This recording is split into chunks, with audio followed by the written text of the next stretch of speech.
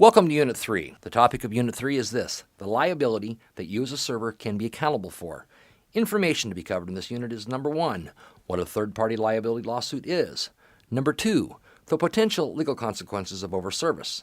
Number 3, what you can be sued for. Number 4, civil lawsuits for serving a minor. Number 5, who can sue you. Number 6, damages you would have to pay. Number 7, using a logbook. And number 8, how to protect yourself from a third-party liability lawsuit.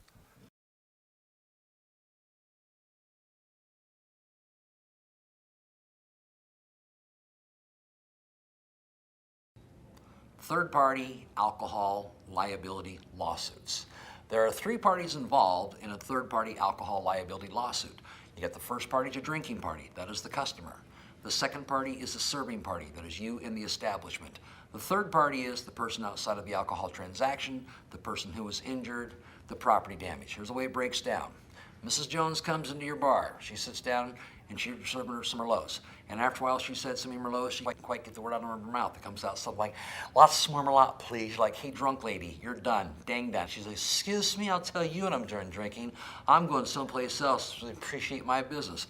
And she gets up and leaves, and you do nothing to stop her. Now, you might make a comment to her, like, "Are you okay to drive?" And Mrs. Jones says to you, "Yep, I'm fine," and she heads out the door. Well, she's driving around the road, and here comes Mr. Smith, and she crashes into Mr. Smith's car and hurts him really bad. Here's what can and probably will happen. Mr. Smith will sue Mrs. Jones for hitting her. Then Mr. Smith can sue you and your establishment where you're serving alcohol for over-serving Mrs. Jones. These are not new alcohol liability laws. They go way back into England. They're part of the common law. Here's a quick trip to law school for you. A tortfeasor is a civil wrong. Negligence is an example of a tort. Under Oregon law, you can be negligent if your conduct unreasonably creates a foreseeable risk to a protected interest. In terms of liquor liability, Oregon courts recognize that it is foreseeable for someone who is visibly intoxicated to cause injuries to himself or others. If your actions caused or contributed to his being visibly intoxicated, then you can be held liable. If you are found liable, you will be responsible for the claimant's damages. Those can include the tangible losses such as medical costs, property loss, etc., as well as the intangibles such as pain and suffering. A tort is a civil wrong. The category that you as a server can fall under is negligence. This tort will require 4 elements for it to be completed. 1 is a duty to another. This is created by common law. Common law is decided as the common to the area of where you reside that if you served alcohol to someone to the point of visible or apparent intoxication, you should get this person to safety. Yeah, you call them a cab, you call their friend, their spouse, or they just sit there until they get sober. Remember, if somebody's intoxicated in your establishment, not causing a problem, purchasing, possessing, or consuming alcohol, they're welcome to stay. Number 2, was there a breach of this duty? Did the server of the alcohol do nothing to stop that person from driving or walking away? Number 3, probable cause. Is it foreseeable that this individual who is now intoxicated, that if they drove or walked away, that something bad could happen? Obviously, yes. And number 4, you have your actual damage, your tangible damages, such as property damage, lost time from work, medical costs, etc., as well as the intangibles, i.e. pain and suffering.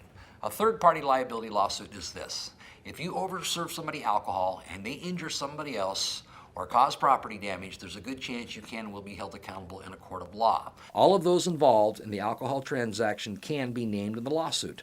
The manager, the host, the hostess, the valet, the attendant, the bouncer, etc.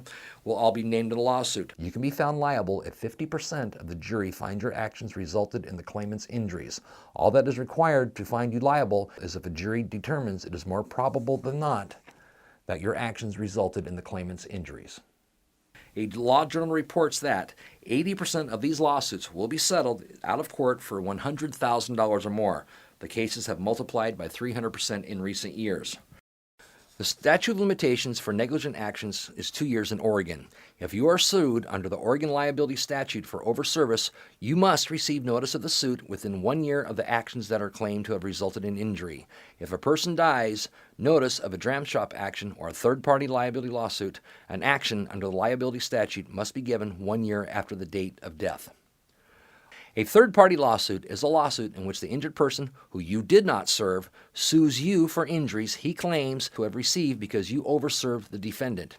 If you overserve someone alcohol, you can be held directly accountable to the injured person in a third-party lawsuit, so don't overserve. Problem is, it will happen. There are a lot of different variables which can make it difficult for you, a server involved in the service of alcohol, to protect yourself from a potential third-party lawsuit. For example, the customer began consuming alcohol at home. They have a flask in their pocket. They're mixing the drugs. They have a low tolerance, etc. But what are the potential legal consequences of overserving? Well, you have licensing consequences. You lose your livelihood. Your employer loses his license also. You have civil consequences. You lose your home, your life savings, and whatever else you've accumulated. The licensing consequences are relatively straightforward. If you're caught, you lose your license. The civil consequences require a more in-depth treatment. When looking at the civil consequences, there are a few specific questions to ask. What can I be sued for? Who can sue me? What types of damages will I have to pay? What can I be sued for? Since 1933, when the 21st Amendment ended prohibition, Oregon laws have attempted to control the liability for those injured by intoxicated persons. These laws are commonly referred to as third-party alcohol lawsuits. Anyone licensed or holding a permit issued by the Oregon Liquor Control Commission may be held liable for serving or providing alcohol to a patron or a guest who is visibly intoxicated. Oregon law spells it out simply as this: it is illegal to serve someone to the point of visible intoxication, and it is illegal to allow a VIP, a visibly intoxicated person, to consume alcohol.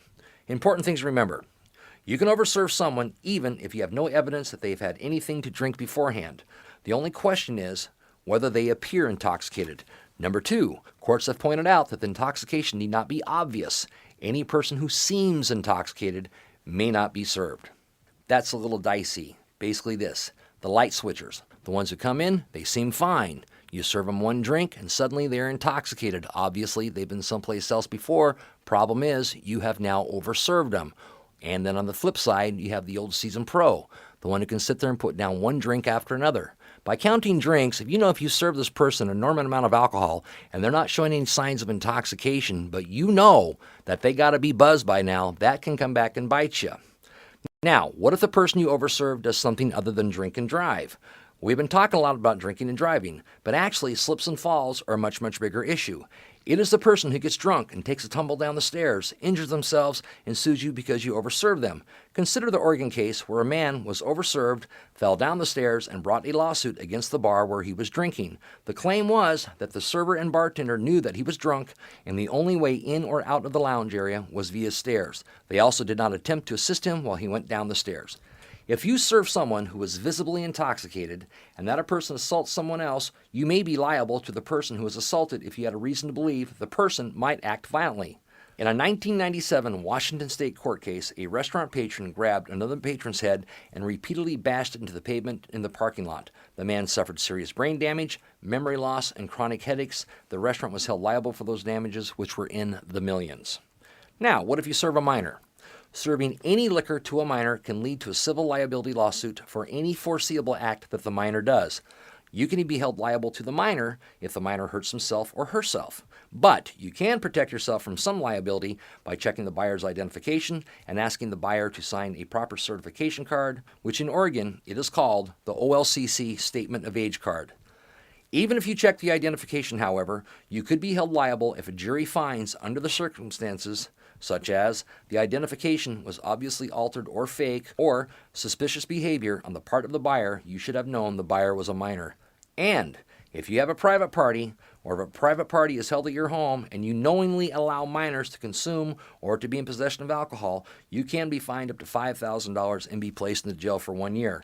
Anything used for a party where alcohol was furnished to a minor, such as a stereo, your furniture, refrigerators, can all be seized by the police.